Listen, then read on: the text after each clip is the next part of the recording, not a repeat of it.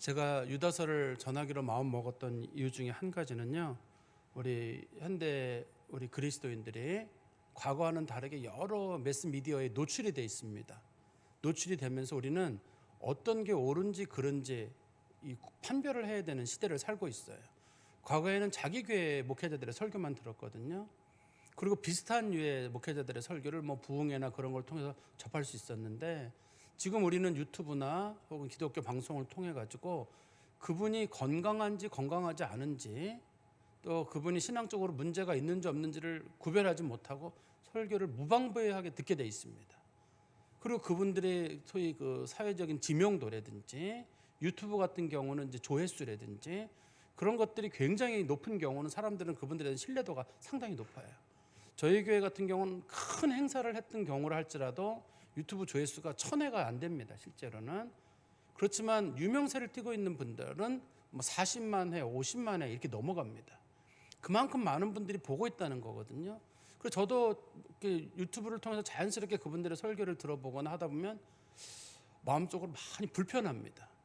목회자가 목회자를 비판하는 것은 조심스럽기 때문에 제가 누구를 실명으로 비판하기는 그렇습니다만, 들어보면서 저 큰일 났겠다. 왜 저분들이 저렇게 유명세를 타고 있는 걸까? 근데 그게 건강하게 유명세를 타고 있으면 좋은데, 제가 볼 때는 말을 잘한다라든지 혹은 우리 소위 그 인간들의 그런 부족한 면들을 가려운 부분을 긁어준다는 느낌이 들어요. 그래서 성도들이 그걸 쫓아가는데 성경 말씀하고는 전혀 상관없는 얘기들을 전해질 때가 있고, 심지어는 그것이 성도들의 영혼을 병들게 할 때도 있거든요. 근데 그 부분에 우리가 많이 노출이 돼서 그걸 쫓아가고 있는데, 차라리 그분들이 이단이라 그러면 우리가 괜찮아요. 저 사람들은 이단이라 그래서 우리가 아예 차치해버리면 되거든요. 근데 이단도 아니고 정통 교파에 속해 있거나 또 건강한 교회처럼 알려져 있는데, 그분들을 통해서 전해지는 얘기들이 있는 경우, 또 그분들의 사회적인 지명도나 이런 걸 통해서 성도들이 일단은 신뢰를 하거든요. 성도들은 방송에 나오거나 유명한 교회 목회자인 경우는 신뢰를 하기 때문에 그분들에 대해서 제가 뭔가를 부정적인 얘기를 하면 성도들이 생각하기를, 목사님이 과연 그분보다 더 훌륭한 사람이에요 도대체, 그분보다 더 신뢰할 만한 분이야, 나는 차라리 그분을 쫓아가겠다, 이렇게 나올 수가 얼마든지 있어요. 그렇기 때문에 작은 교회 목회자로서 무언가를 가지고 성도들의 조심스럽게 뭔가를 얘기한다는 것이 굉장히 어렵습니다. 어떻든 간에 지금은 이 본문에서 말하는 사람들은 이단이라고 불려지는 사람들이라기보다는 소위 거짓 교사들 혹은 거짓 선생들이라고 불려지는, 요즘 우리 용어로는 문제가 많은 목회자들이다 이렇게 불러주면 표현이 맞을 것 같거든요. 어쨌든 그런 사람들에 의해서 사람들의 생각이 많이 흐트러지고 있거든요. 당시에 주로 이제 문제가 됐던 사람들은 어떤 사람들이냐면, 사도들이 가르쳤던 가르침들, 그 가르침들은 아무 의미도 없다. 그리고 율법이라고 하는 거나 그런 것들은 더 이상 필요도 없고, 우리 그리스도인들은 이제 구원을 받았기 때문에 이제는 어떻게 살아도 우리는 구원을 받는다. 그러니 굳이 뭐 경건하고 그렇게 살 필요가 없다는 거예요. 사실 사도들의 가르침은 예수 믿고 경건한 삶을 살아라라는 간단한 원리입니다. 원칙이 예수 믿고 구원받아라. 두 번째는 그리고 경건한 삶을 살아라. 간단한 거거든요. 근데 이 중에서 예수 믿고 구원받아라 요거 하나는 딱 남겨두고 나머지 한 부분을 없애버린 거예요. 경건하게 살아라. 이게 없어진 거예요. 이게 없어지게 되면 사실 기독교는 날개가 꺾인 새와 같아가지고 한쪽 날개로는 못 날잖아요. 기독교는 예수 믿고 믿음으로 사는 구원의 원칙이 하나가 있고, 경건한 삶을 추구하는 게 또 한 가지 기독교의 날개예요. 근데 우리가 언제부턴가 한쪽 날개로만 날려고 해요. 그러니까 못 날아요. 이상한 기독교가 현재 돼버리고 있는데, 당시 유다가 가르치고 있을 때가 그런 거였거든요. 그래서 사람들이 어떤 무슨 얘기만 나오면 경건하려고 그러면 아유 그거 율법주의야. 누가 조금 하나님 뜻대로 살려고 막 양심을 이렇게 쓰려고 그러면 아유 그거 율법주의야. 나는 마음속에 경건 문제로 괴로워하면 이거 쓸데없는 생각하지 마. 우리는 다 구원받은 사람들이기 때문에 절대 그런 게 문제가 안 돼. 구원받은 사람들이어서 문제가 안 된다는 말 자체가 그게 성도들로 하여금 소위 죄를 지었을 때 합리화를 시키는 수단이 되거든요. 근데 이런 사람들은 하나님의 은혜를 왜곡하는 사람들이에요. 우리가 지난 시간에 살펴본 것에 따르면 이 사람들은 하나님의 은혜를 왜곡하는 사람들. 은혜를 받았다는 말은 그 은혜를 갚아야 되잖아요.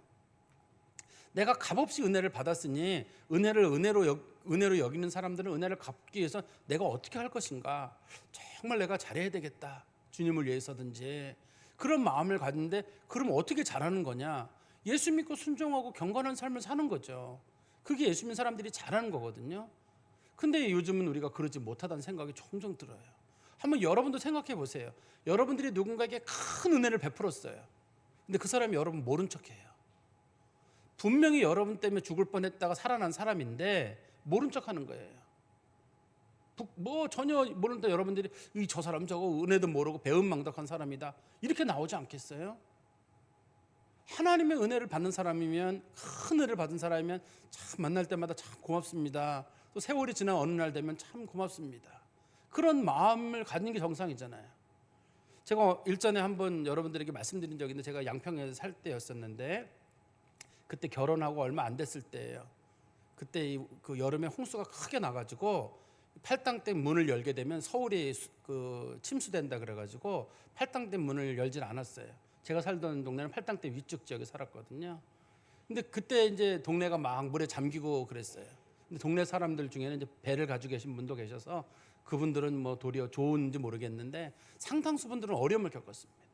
그래서 저랑 집사람은 당시에 뭐 짐도 별로 없고 그래서 동네 어른들 뭐 짐을 같이 옮겨주고, 또 슈퍼마켓이 동네 조그맣게 있었는데 그 슈퍼마켓 물건을 이렇게 옮겨주고 그런 일을 했었어요, 같이. 그때 당시에 동네 어른들이 그런 얘기를 하시더라고요. 오래전에도 이런 물난리가 한번 크게 난 적이 있었는데 그때 여주에서 사람들이 떠내려왔다고 하더라고요.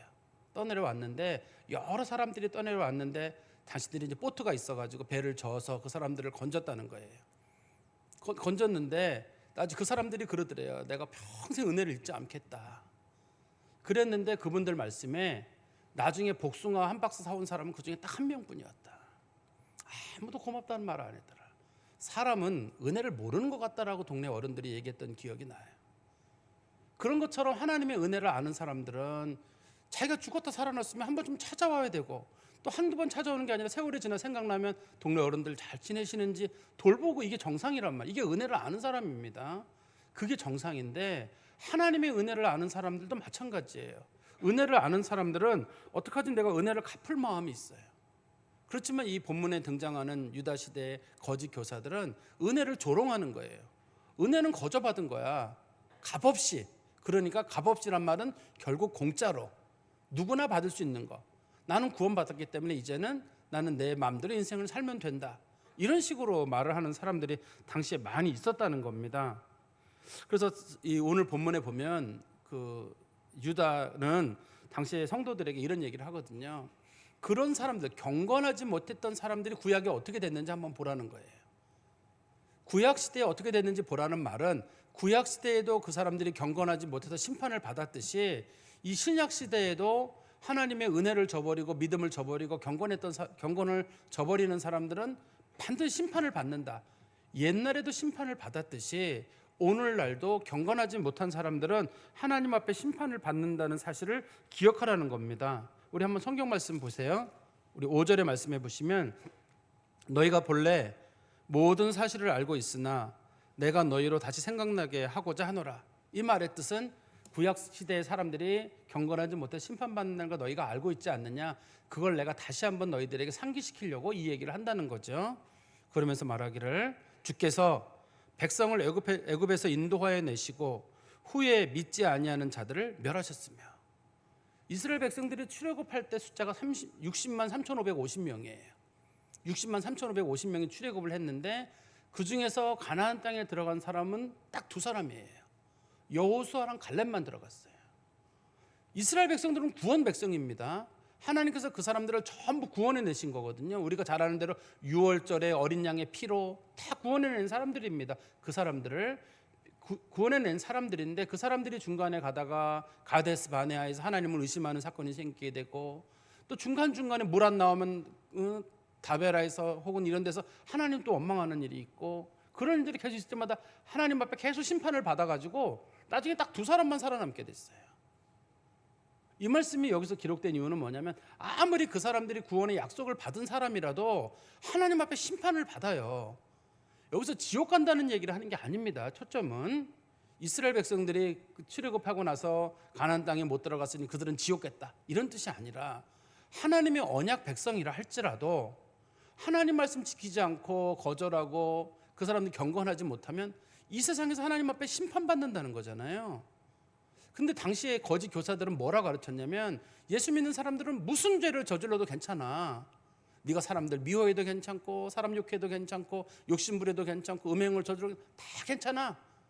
예수님이 다 용서하시기 때문에 이 세상에서도 용서하시고 다음 세상에 용서하셨기 때문에 예수 믿는 사람들에게 심판이 없어. 예수 믿는 사람에게 심판이 없다는 말은 무슨 뜻이냐면 지옥의 형벌이 없다는 뜻이에요. 예수님께서 우리들의 죄에 대한 책임을 지셔가지고 우리가 지옥의 형벌을 받지 않는다는 말이지 이 세상에서 심판을 받지 않는다는 뜻은 아닙니다. 우리가 보세요. 우리 시대가 사람들이 욕심 부리고 서로 이기적으로 가다 보니까 지금 사람이 살기 힘든 시대가 됐어요. 정이 없어요. 기술과 문명은 발전할지는 모르지만 사람들이 살기 굉장히 힘들어요. 극단적인 선택을 하는 사람들이 너무너무 많고 소외되는 사람들도 많고 정신질환을 앓는 사람들도 굉장히 많아요. 지금 우리 사회가 사람이 살아가기에 꼭 좋은 사회라고 할 수는 없어요. 좋은 자동차, 좋은 어떤 전자제품, 집들이 또 더 안락해졌는지는 모르지만 사람 살아가긴 더 어려워졌는데 그럼 거기 누가 잘못이냐? 우리들이 거기 보면 이기심들이 들어있잖아요. 누가 조금만 배려 같은 거 하나요? 제가 나미비아에 갔을 때인데 나미비아는 고속도로가 딱 하나밖에 없어요. 하나밖에 없는데 1차선이에요. 1차선인데 우리나라 도로보다 폭이 좁아요. 또 도로가. 그래서 우리가 우리나라 봉고차보다 타면은 봉고차 타이어가 딱 낄 정도밖에 안 돼요. 근데 거기에 트럭이 다녀요. 트레일러 트럭들이 막 다니거든요. 근데 이 우리가 그 운전하고 가다 보면 그 사람네들이 다 비켜줘요. 옆으로. 천천히 속도 늦춰주고 다 비켜줘요. 그래서 우리 선교팀들이 그런 얘기를 해요. 야, 우리나라 같으면 안 비켜줄 텐데. 새치기하면 막 뭐라 그럴 텐데 다 비켜줘요. 사람들 가라고. 다 사인해주고 다 비켜주더라고요. 근데 그게 못 사는 나라이긴 한데 우리보다 굉장히 못 살죠. 못 사는데도 그렇게 하는데 우리는 누가 추월한다 그러면 일부러 더 속도를 내고 얼마나 우리가 마음이 강팍해요. 그리스도인들이. 지금 그래서 뭔가 우리들에게 문제가 일어나고 있는 건 맞아요. 그런데 사람들이 자꾸만 뭐라고 가르치냐면 그리스도인들은 자꾸만 우리들에게 뭔가를 세뇌시켜가지고 그리스도인들은 무슨 죄를 져도 괜찮아. 지옥 가지 않는다는 말은 맞는 말입니다만 현실적으로는 그리스도인들도 그러면 세상이 사람이 살 수 없는 곳이 되거든요. 지금 우리는 사람이 살 수 없는 지옥을 이 시대에 만들어가고 있는 거예요. 점점 강팍해지고 그런 사회를 만들어가고 있는데 그런 가르침들을 멀리하라는 거예요. 구원받은 백성이라 할지라도 그 사람들이 하나님 말씀을 어그러뜨리고 하나님 말씀 순종하지 않으면 끝이 어떻게 됐느냐. 여호수아와 갈렙 외에는 못 들어갔거든요. 그 많은 사람들 중에 딱 2명 들어갔으니 퍼센트로도 뭐 거의 미미한 숫자의 사람들만 들어갔거든요. 두 번째는 6절 말씀해 보시면 또 자기 지위를 지키지 아니하고 자기 처소를 떠난 천사들을 큰 날의 심판까지 영원한 결박으로 흑암에 가두셨다. 아무리 천사들이라 할지라도 자기 본분을 잊어버리면 자기 지위를 떠나거나 자기 본분을 잃어버리면 하나님이 천사들도 영원한 심판 가운데 가둬들였어요. 천사들의 존재는 우리 인간들하고 다르잖아요. 육체가 없고 하나님을 섬기는 게 주요 목적입니다. 그들은 참 거룩한 존재들이에요. 그렇지만 그들이 하나님 앞에 교만한 마음을 가지고 하나님을 대적했을 때는 아무리 천사들이라 할지라도 하나님은 영원한 심판 가운데 두셨거든요. 하나님의 천사들도 심판 가운데 둔다면 이 하나님 믿는 사람들이든 누구든 간에 하나님 앞에 경건하지 못한 사람들은 자기 신분을 본분을 잃어버리고 사는 사람들은 얼마든지 하나님 심판하신다는 뜻이거든요. 이 본문의 뜻이 그런 뜻일 겁니다. 7절 말씀해 보시면 소돔과 고모라와 그 이웃 도시들, 그 이웃 도시들이라는 말이 신명기 29장 23절에 보면 아드마와 스보임이라고 돼 있어요. 이 도시가요. 그래서 그 성경에 보면 소돔과 고모라, 아드마와 스보임을 부르는데 그 도시들도 그들과 같은 행동으로 음란하며 다른 육체를 따라가다가 영원한 불의 형벌을 받음으로 거울이 되었느니라. 소돔과 고모라와 아드마와 스보임 사람들이 이 동성애의 문제를 당시에 저질렀거든요. 그래서 성적 범죄를 저질렀단 말입니다. 성적 범죄를 저지름으로 인해 가지고 그곳에 불이 내려 가지고 소돔과 고모라가 아주 다 타주 없어져 버렸어요. 땅에 묻혀버리고 소금 기둥이 될 정도로 아주 큰 하나님의 저주를 받았거든요. 그러면 소돔과 고모라 사람들은 전부 동성애를 저질렀을까요? 아닙니다. 소수의 사람들만 동성애를 저질렀어요. 소수의 사람, 불량배들, 성경에 보면 불량배들만 저질렀다고 되어 있거든요. 소수의 사람들만 저질렀으면 정상적이면 하나님께서 하늘에서 불을 내릴 때 그 불량배들 머리에만 딱딱딱 불을 때려가지고 그 사람들만 맞춰 죽여야 되는데 하나님은 소돔과 고모라를 다 없애버렸어요. 옆에 있는 아드마와 스보임까지. 왜 그랬을까요? 실수하신 건가요? 불을 내리다가 잘못 내려가지고 이거 잘못 때렸네 이런 건가요? 그 시대의 사람들이 그걸 용인했기 때문이에요. 그 사람들이 동성애를 범하지는 않았지만 동성애를 범하는 사람들에 대한 용인하는 마음이 그들에게 있던 거예요. 뭐 사람이 그럴 수도 있지. 성적인 타락을 할 수도 있지. 뭐 성적이라고 하는 것이 인간의 본성적인 요소인데 그거를 뭐 문제 삼느냐. 우리가 지금 그 유럽에 있는 나라들이나 미국이나 이런 북미에 있는 나라들을 걱정하는 이유 중에 한 가지가 그 나라들의 상당수가 동성애가 합법화되어 있거든요. 합법화되어 있어요. 그래서 우리는 그 나라들을 걱정을 해요. 살기 좋은 나라로 보질 않아요. 그리스도인들 입장에서는. 또 세계 종교 가운데 과거에 가톨릭 교회랑 개신교가 동성애를 반대했었거든요. 근데 지금 가톨릭이 찬성으로 돌아섰잖아요. 근데 개신교 내에서도 보수적인 교회들만이 동성애를 반대하고 나머지는 찬성을 합니다. 진보적인 교회들은 찬성을 해요. 불교는 원래 처음부터 찬성을 했었고 동성애에 대해서. 그러면 이제는 기독교의 소수들만이 이 동성애 문제를 반대하고 있는 거거든요. 근데 얼마 지나서 이 소수의 그리스도인들마저도 내가 뭐 그런 일에 달려들고 시험 빨고 정치에 개입해가지고 동성애 반대 투표를 하고 그런 건 알아서 정치인들이 알아서 하겠지 하고 우리가 이제 방임을 해버리거든요. 우리가 용인하는 거예요. 그게 결국 그게 통과되게 되면 우리 사회에는 사람이 살 수 없는 소위 동성애라고 하는 것 자체가 성경에서 큰 죄로 불려준 이유는 그게 순리를 거스르는 것이기도 하지만 인간의 성적 범죄의 끝부분이어서 그래요. 성적 범죄의 끝부분이어서 그러거든요. 근데 우리가 볼 때 여러분 소돔과 고모라 사람들이 마약을 했나요? 안 했어요. 마약 맞자도 모르는 사람들이에요. 근데 우리는 동성애에다가 다양한 성적 범죄에다가 옛날 사람들은 사이버 성적 범죄라는 건 없었거든요. 우리는 사이버 성적 범죄도 있어요. 거기다 우리는 마약까지 사용하는 시대까지 와 있거든요. 우리는 생각하기를 소돔과 고모라 그놈들은 그러는데 우리가 보면은 지금 보면은 소돔과 고모라는 참 착한 사람들이 사는 조용한 마을이었는지도 모르겠어요. 우리가 어쩌면 더 그 사람들보다 타락한 삶을 살아가고 있는데 당시에 거짓 교사들이 얘기하기를 하나님의 심판이 없다고 얘기를 한 거예요. 당신들 예수 믿기 때문에 당신들은 심판을 받지 않는다. 근데 여기 성경은 예를 들잖아요. 구원받은 백성이라고 불려진 사람들도 하나님 불순종했을 때 어떻게 됐느냐? 광야에서 그 사람들 심판받지 않았느냐? 천사들도 심판받지 않았느냐? 소돔과 고모라는 하나님 믿는 사람들은 아니거든요. 믿는 사람 아닌 사람들도 하나님이 얼마든지 심판을 내리지 않느냐. 성적인 범죄를 저지르는 거에 대해서는 하나님은 분명히 그거에 대한 책임을 묻는다고 말하거든요. 근데 어떤 분들은 그런 얘기를 해요. 당장의 심판이 없지 않느냐. 하나님께서 당장 우리들에게 무슨 심판을 내리면 우리가 두려워하겠지만 당장 우리들에게 아무 일도 없잖아요. 그러니까 사람들이 생각하기를 하나님의 심판이란 없어. 그냥 그거는 목회자들이 성도들을 겁주려고 하는 얘기지 그게 무슨 심판이 있는가 하는데 우리 한번 성경 말씀 보십시오. 베드로 후서 3장 3절과 4절 그리고 8절 9절에 보시면 먼저 베드로 후서 3장 3절과 4절입니다. 먼저 이것을 알지니 말세에 조롱하는 자들이 와서 자기의 정욕을 따라 행하며 조롱하며 이르되 주께서 강림하신다는 약속이 어디 있느냐 조상들이 잔 후로부터 만물이 처음 창조 때와 같이 그대로 있다 하니 이 말의 뜻은 많은 사람들이 하나님이 예수님 오셔 하나님 심판하셔 그럴 때 아니 어제랑 오늘이 변화가 없는데 예수님 오신다고 한 게 언젠데 뭐 그대로 있는데 뭐가 변했다는 거야. 예수님 이 베드로 그 후서가 기록될 때가 예수님 돌아가시고 몇십 년이 지난 다음이거든요. 예수님 오시지도 않는데 뭘 예수님 오신다고 우리 협박하느냐는 거죠. 그리고 나서 베드로 후서 3장 8절입니다. 사랑하는 자들아 주께는 하루가 1000년 같고 1000년이 하루 같다는 이 한 가지를 잊지 말라.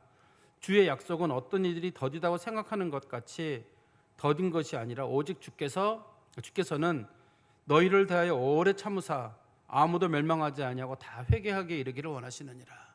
하나님께서 심판을 늦추시는 이유는 우리들이 회개하고 돌이키도록 기회를 주신다는 뜻이거든요. 우리들에게 기회가 많지 않아요. 어떤 분들은 저는 기회가 많다고 생각합니다. 예를 들어서 제 나이가 이 정도 정해졌으면 앞으로 3, 40년 동안은 뭐 내가 죽을 일도 없는데, 우리가 삶과 죽음을 자랑할 게 뭐가 있어요.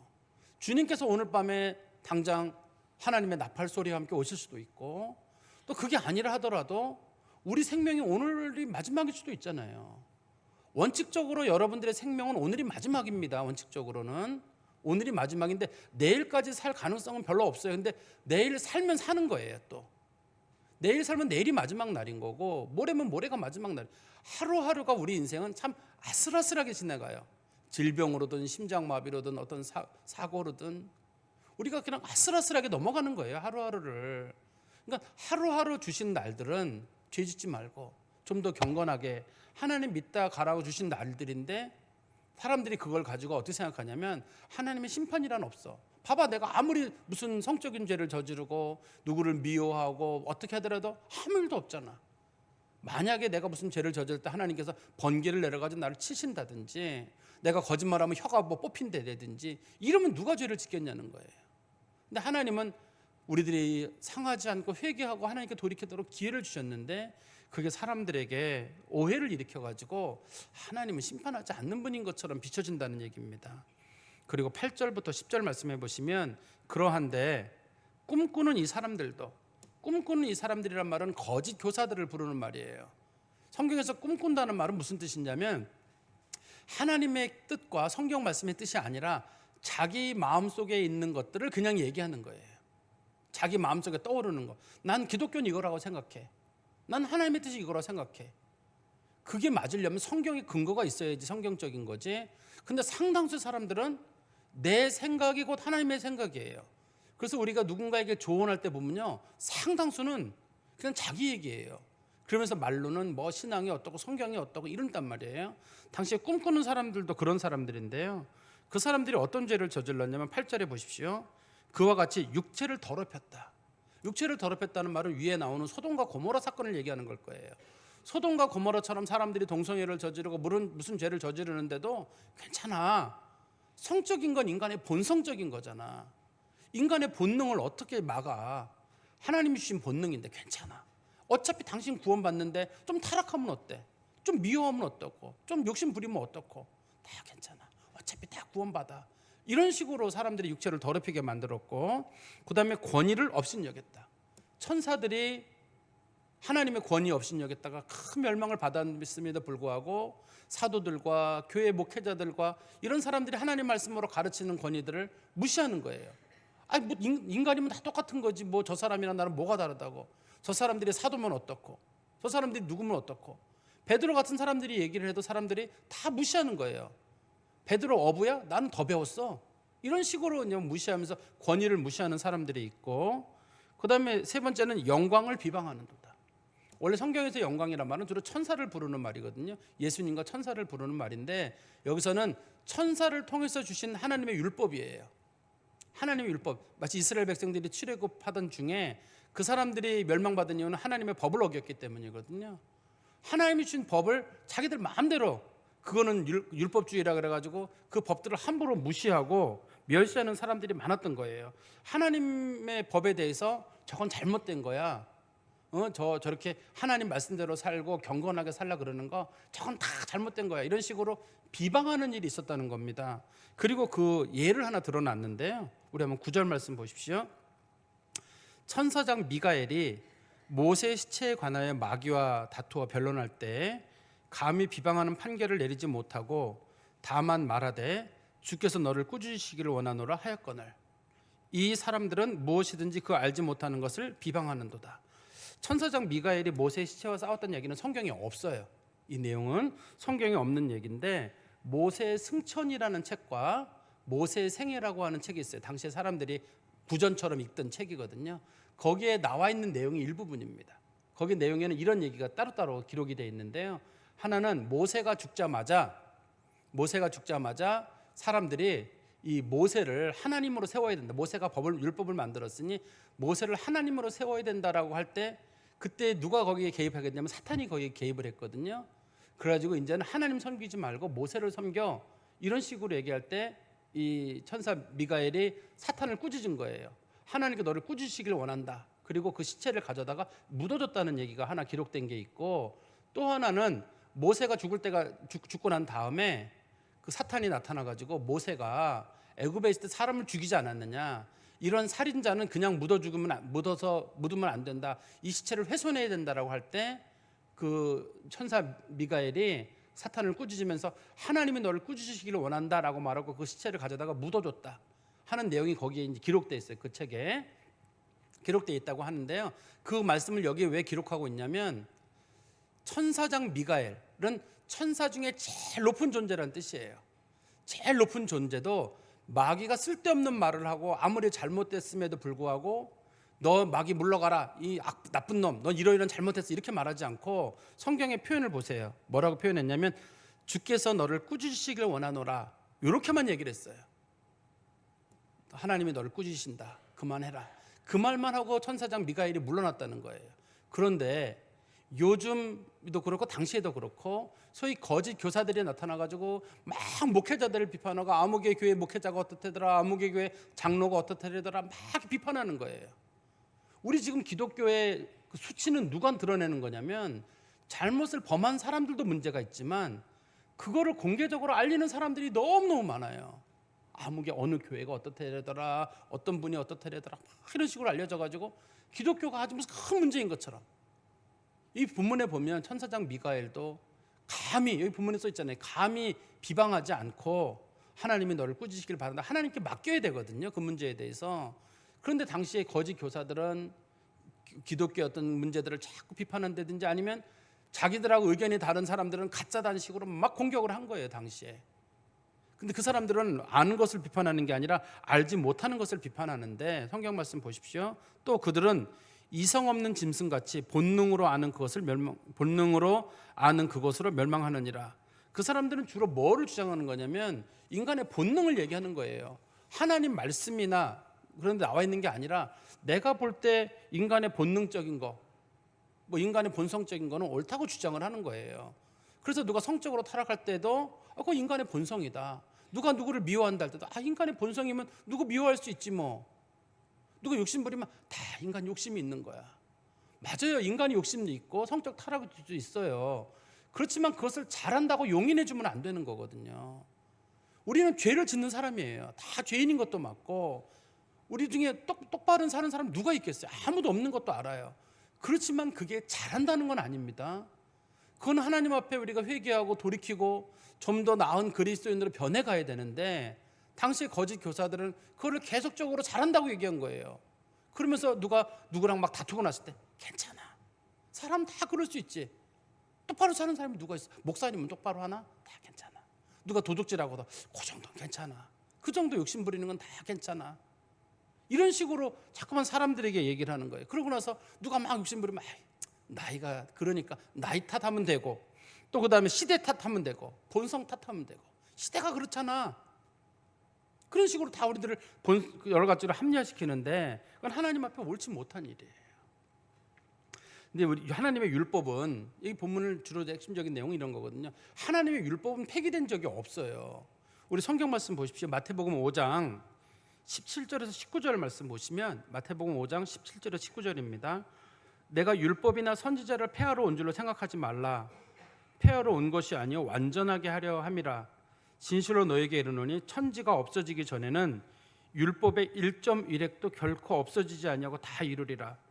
그러므로 누구든지 이 계명 중에 지극히 작은 것 하나라도 버리고 그같이 사람을 가르치는 자는 천국에서 지극히 작다 일컬음을 받을 것이요, 누구든지 이를 행하며 가르치는 자는 천국에서 크다 일컬음을 받으리라.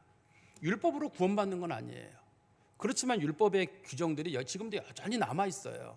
우리는 율법 중에 뭐가 폐기됐다고 보냐면, 의식법, 제사를 드린다라든지 부정한 음식이라든지 이런 것들은 우리는 폐기됐다고 봐요.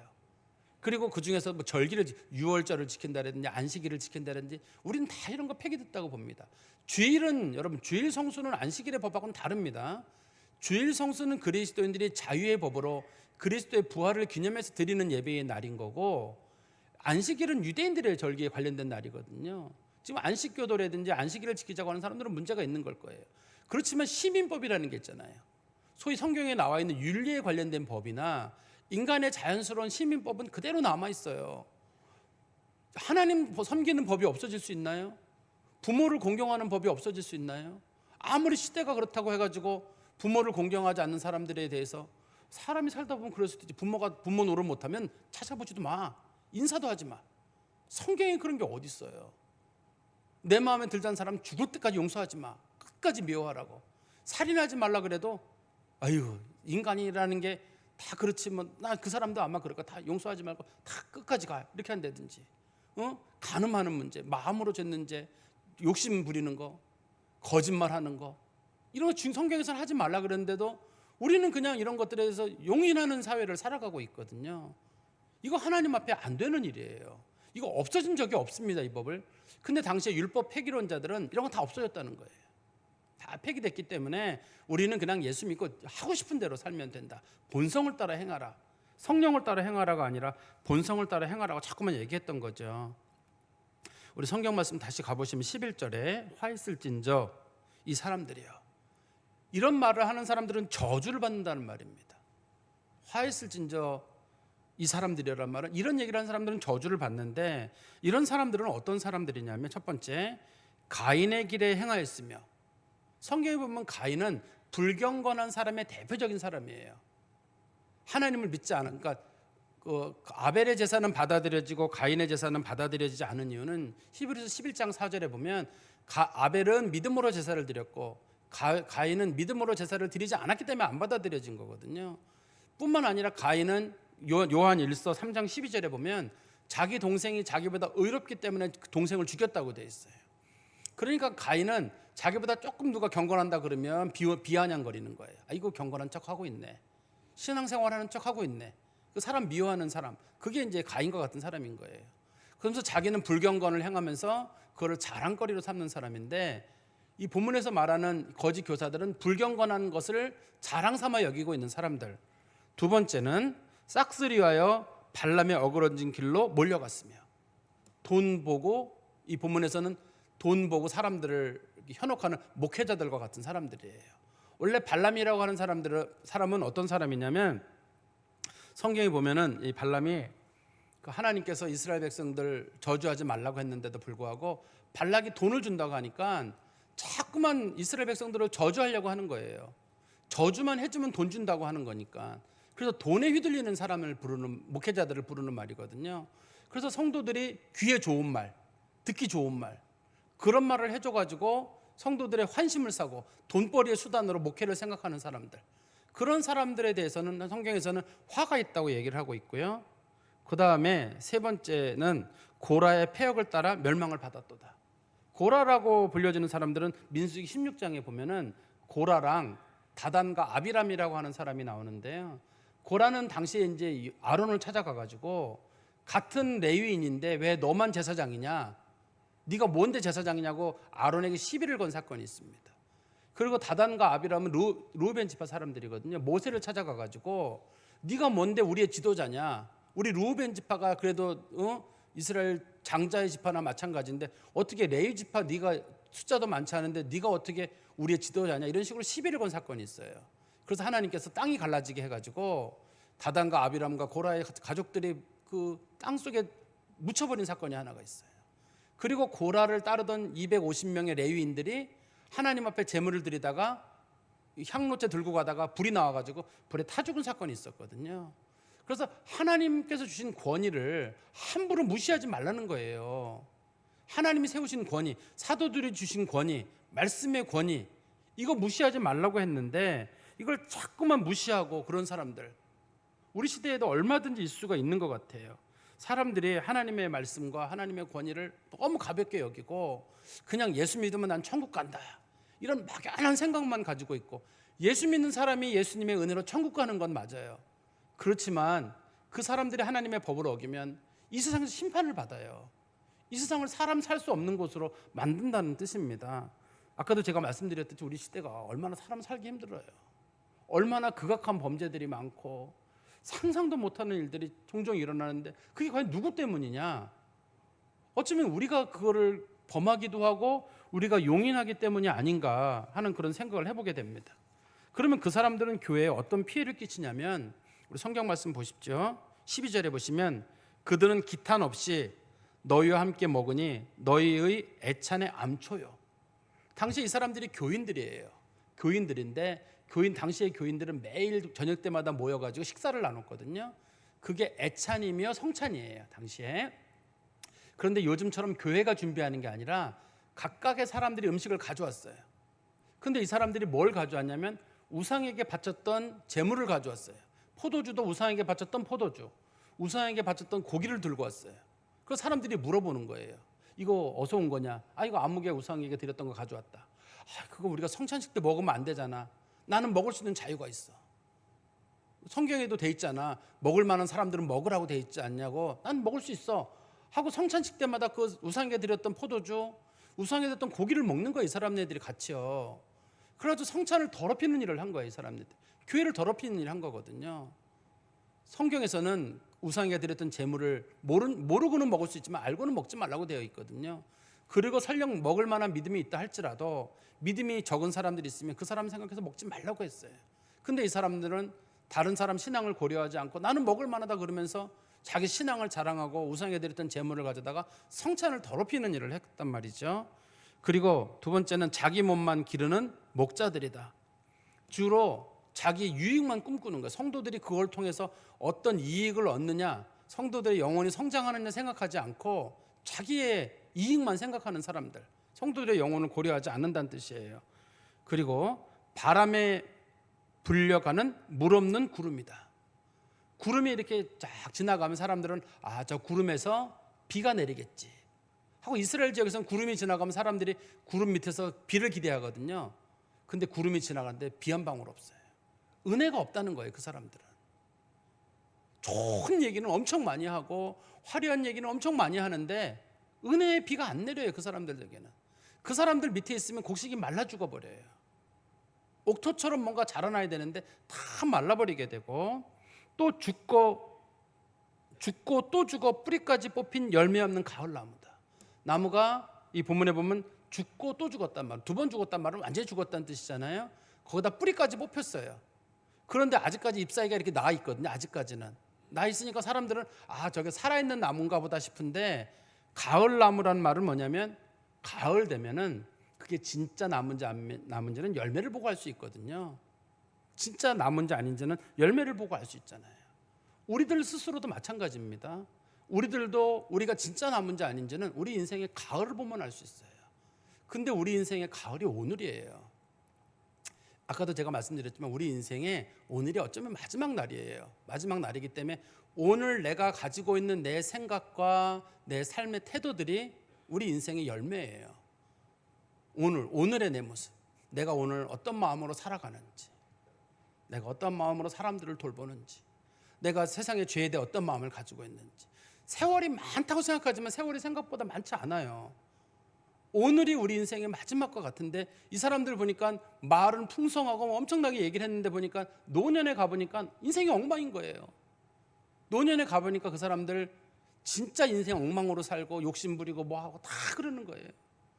젊었을 때 보니까 그 사람들 대단한 줄 알았는데 세월 지나고 보니까 아무것도 아닌 거예요. 당시 그거를 이제 문제 삼는 거죠. 이 진리를 따라서 우리는 가야지, 이렇게 진리 아닌 것들을 따라가면 안 돼요. 제가 아까도 말씀드렸듯이 우리가 유튜브나 그런 걸 조심하라고 하는 이유는 그분들이 우리 성도들의 영혼을 책임지나요? 제가 만약에 그분 설교를 듣고 영향을 받아가지고 당신은 왜 그랬느냐 그러면 그쪽에서 아니 내가 언제 설교 들으라 그랬냐고. 네가 들은 거지. 아니 당신 때문에 내가 신앙생활이 파탄났다. 아니 당신 신앙생활 파탄난 거랑 나랑 무슨 책임이 있냐는 거예요. 사실 여러분들의 신앙의 파탄에 대한 책임은 저한테 있는 일이죠. 제가 하나님 앞에 제일 두려운 건 뭐냐면, 하나님께서 저를 마지막 날 갔을 때 너 성도들 왜 그렇게 가르쳤냐, 그 얘기 듣는 게 제가 제일 불안한 일이고, 두 번째는 성도들이 저를 원망하는 일이에요. 난 그놈 참 성실해가지고 진지하게 얘기한 줄 알고 보니까 순 가짜였어. 내가 그놈 때문에 수십 년 교회를 다니고 헌금 생활도 하고 봉사도 했는데 내가 그놈 만나가지고 내 인생 완전히 망친 거 아니에요. 못된 배우자 만난 것보다 더한 거 아니겠어요? 여러분, 마지막까지 신앙생활 하잖아요. 마지막까지 신앙생활 했는데 뭐 같은 목사 만나가지고 인생 완전히 그냥 하나님 앞에 갔을 때 상급도 하나 없고, 너 어떻게 살았냐 그러면 우리 목사님이 그렇게 가르쳤는데요. 그게 제일 우리에게 두렵고 떨리는 일이거든요. 근데 우리는 그 책임을 갖고 우리 교회 목회자들은 그런 신앙생활을 하지만 방송에 나오시는 분들이 우리 교회 성도들의 신앙생활에 대해 무슨 책임이 있어요, 그분들이. 근데 우리는 그분들을 자꾸만 듣고 하다 보니까 노출이 되게 되고, 그분들이 하시는 소위 그 달콤한 얘기들에 마음이 흔들려가지고 소위 진실한 신앙생활을 우리가 못하는 게 아닌가 하는 그런 생각을 좀 해보게 됩니다. 우리 말씀 13절 마지막 부분 보시면 자기 수치의 거품을 뿜는 바다의 거친 물결이다. 새로운 물결이 계속 일어날 때 사람들이 보면은 너무 새로워요. 새롭고 신기한 얘기들이 막 나올 때 거기에 관심을 갖는데, 파도가 치면 좋은 점도 있지만 나쁜 점은 뭐냐면 파도가 밑에 있는 불순물들을 끌어올리거든요. 끌어올려가지고 바다 밑에 있는 진흙이나 이런 것들이 따라 올라오게 됩니다. 우리 성경 말씀에 보면 나오거든요. 이사야서 57장 20절에 보시면, 이사야 57장 20절입니다. 그러나 악인은 평온함을 얻지 못하고 그 물이 진흙과 더러운 것을 늘 솟구쳐내는 요동하는 바다와 같다. 그러니까 부정적인 거 사람들을 오염시키는 게 나온다는 거예요. 그리고 다시 13절 중간에 보시면 영원히 예비된 캄캄한 흑암으로 돌아갈 유리하는 별들이라. 그래서 원래 옛날 사람들은 별을 어떤 용도로 많이 사용했냐면 길을 찾을 때 북극성이나 혹은 북두칠성이나 이런 걸 통해서 목적을 정하고 왔어요. 근데 사람들이 하늘에 혜성이 나타나면 너무 신기해요. 근데 혜성을 쫓아가면 안 돼요. 방향을 정할 때는 북두칠성이나 북극성을 놓고 방향을 정해서 가는 거거든요. 그런데 혜성이 신기하다고 혜성 쫓아가다 보면 길을 잃어버려요. 당시에 새롭고 신기한 사람들이 드러나면 사람들이 그 사람들을 막 쫓아갔는데 결국은 길을 잃어버리거든요. 이 본문에서도 그 얘기예요. 거짓 교사들이 나타나가지고 이 얘기 저 얘기 하는데 성경과 진리에서 떠난 얘기들 하는 경우 그 사람들 쫓아가다가는 결과적으로 다 길을 잃어버리고 진리에 이르지 못한다, 이렇게 설명하고 있습니다. 말씀의 결론을 맺으면 우리 그리스도인들은 항상 거룩함을 추구해야 돼요. 믿음과 거룩이 항상 같은 날개 안에 들어있어요. 신앙 안에 들어있어요. 믿음이라고 하는 날개만 가지고 날 수가 없어요. 그건 신앙이 아니에요. 믿음의 결과도 거룩이에요. 거룩이기 때문에 삶의 변화가 반드시 나타나야 정상입니다. 지금은 안 되더라도, 지난 삶들은 접어두더라도 오늘부터라도 우리들의 삶 속에서 변화의 모습이 좀 있어야 되는 거거든요. 이게 분리될 수가 없어요. 분리되면 그건 죽은 경건입니다. 그리고 이런 죽은 경건을 가지고는 하나님 앞에 설 수가 없어요. 우리 성경 말씀 하나 보십시오. 우리 하나님 말씀 보시면 히브리서 12장 14절에 보시면 모든 사람과 더불어 화평함과 거룩함을 따르라. 이것이 없이는 아무도 주를 보지 못하리라. 거룩함이 없는 사람은 진짜 하나님 믿는 사람이 아니란 뜻이에요. 우리 그리스도인들이 이 거룩함을 유지를 해야 되고, 두 번째는 좀 방탕한 삶을 사는 사람들이 있으면 우리가 그걸 멀리하는 게 필요해요. 우리가 자꾸 용인하는 거 습관이 되면 안 됩니다. 그 두 번째, 마지막으로는 우리 인생의 가을의 열매를 한번 보셨으면 좋겠어요. 다른 사람의 열매를 보세요. 보여요. 저 사람은 가짜 목사야. 저 사람은 가짜 장로야. 저 사람은 가짜 권사야. 보이시죠? 자기도 보셔야 돼요. 남은 보여요. 남은 보이는데요, 자기도 보셔야죠. 그 사람의 가을만 있는 게 아니라 내 인생의 가을도 있거든요. 내 인생의 가을에 열매가 없으면 성경에서 죽고 또 죽어 뿌리 뽑힌 열매 없는 가을나무와 같다고 했어요. 우리 자신의 모습을 잘 보시는 게 훨씬 더 지혜로운 성도가 아닐까 싶습니다. 이 말씀 마음에 두고 사시기를 간절히 소망합니다. 기도하겠습니다. 하나님 아버지, 주님 안에 감사합니다. 주의 말씀을 늘 마음에 두고 살게 해주시고 이 믿음 가운데 흔들리지 않게 하여 주시옵소서. 우리들이 여러 가지 것들을 접하고 또 그 어느 때보다도 신앙의 혼란한 시대를 살아가고 있습니다. 우리가 하나님 말씀 앞에 마음을 두게 하시고 사람들의 말이 아닌 성령을 따라 행하는 믿음의 성도들이 되게 하여 주시옵소서. 예수 그리스도 이름으로 기도하옵나이다. 아멘.